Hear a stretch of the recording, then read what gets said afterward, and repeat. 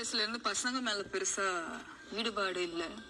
நினச்சிட்டேன், மாலினி நீ வேற லெவல், பசங்களை ஏறெடுத்து கூட பார்க்க மாட்டேன் அப்படின்ட்டு. அப்போ தான் தெரிஞ்சது எனக்கு பொண்ணுங்களை ரொம்ப பிடிக்கும் அப்படின்ட்டு. நீ ஆசைப்பட்ட ஒரு புத்தகம் உனக்கு கிடைக்கலன்னா அந்த புத்தகத்தை நீயே எழுது அப்படிங்கிற ஒரு வேர்டு என்னை ரொம்ப மாத்துச்சு. நான் இப்படித்தான் அப்படிங்கிறத புரிஞ்சுக்கிற மனுஷங்க இந்த உலகத்துல, முக்கியமா இந்த தமிழ்நாட்டுல இல்லை அப்படின்னா அப்படிப்பட்ட மனுஷங்களை உருவாக்குறதுக்கான வேலையில நான் இருக்கணும் அப்படின்னு நினைச்சேன்.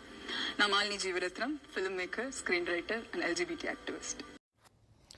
உலக மக்களின் மாம்டட் ஹரி ஸ்ரீ திரு தமிழ் வாழ்க, வாழ்க திருத்தமிழ் சகோ வணக்கம். அதாவது நான் போன வீடியோ பாட்டு 9 போட்டிருந்தேன். அந்த வீடியோ வந்து சைலண்டில் போயிடுச்சு. அதில் வந்த லைக்கு கூட பேசுனதில் வரல. அப்போ தான் நான் புரிஞ்சுக்கிட்டேன் மக்கள் எந்த அளவுக்கு அறிவாளின்னு. சரி பரவாயில்ல, என்னுடைய கடமை, என் தலையெழுத்து, நான் என்ன பண்ண நான் வீடியோ போட்டுட்டு இருக்க வேண்டியிருக்கு. அதாவது இந்த உலக குழப்பங்கள் நிறைந்த உலகம், அதாவது வாரணம் 1000 இருந்தால் கூட அது 4ல் பிரித்து சுருக்கிற மாதிரி இங்கே எல்லா விஷயத்துலையும் 4ல் வந்து சுருக்கிடலாம். இது நல்லா ஞாபகம் வச்சுங்க. அதுவும் ரொம்ப ஈஸி. நீங்கள் தான் குழம்பி போயிருக்கிறீங்க எல்லாத்துலேயும், ஆன்மீகத்தில் எல்லாத்துலேயும். இப்போ வந்து ஆண் பெண், பெண்ணுக்குள் ஆண், ஆணுக்குள் பெண், அவ்வளோதான். இந்த 4 தான்.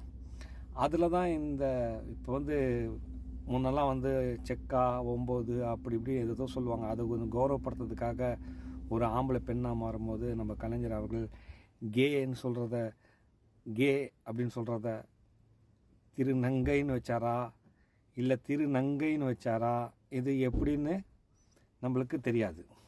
அவர் திருநங்கைன்னு வச்சார். அப்போ இவங்கள என்ன சொல்ல, மங்கைன்னு சொல்லலாமா? ஓகே, ஸ்ரீநங்கைன்னு சொல்லிக்கலாம். ஆக்சுவலி என்னென்னா, இவங்களும் காலகாலமாக இருக்காங்க, அவங்களும் காலகாலமாக இருக்காங்க. ஆனால் இவங்க வெளியில் வரல, தெரியாது, அவ்வளோதான். அதான் ஆணுக்குள் பெண், பெண்ணுக்குள் ஆண்.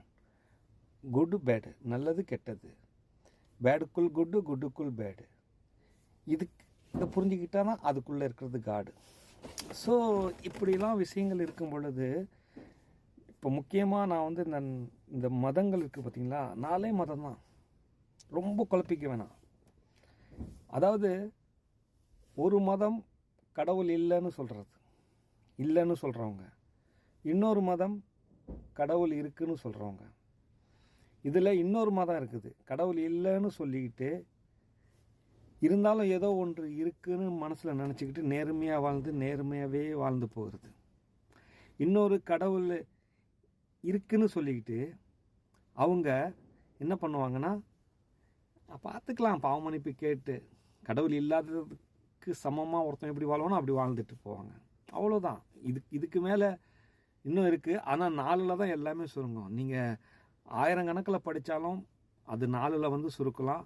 அந்த 4ஐயும் 0ல் கொண்டு வந்து சுருக்கிடலாம். அவ்வளோதான் இந்த உலகத்தில் உள்ள விஷயம். அதை தான்